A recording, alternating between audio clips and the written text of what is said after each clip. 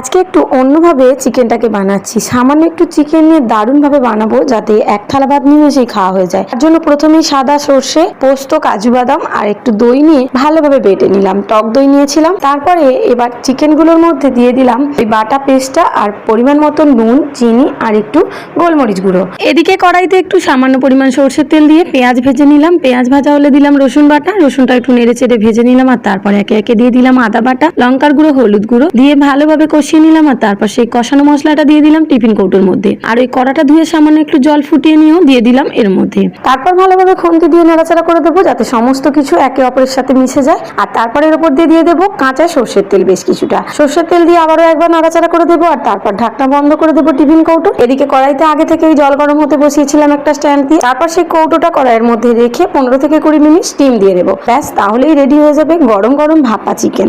এরকম আরো ভিডিও পেতে হলে চ্যানেলটি পাশে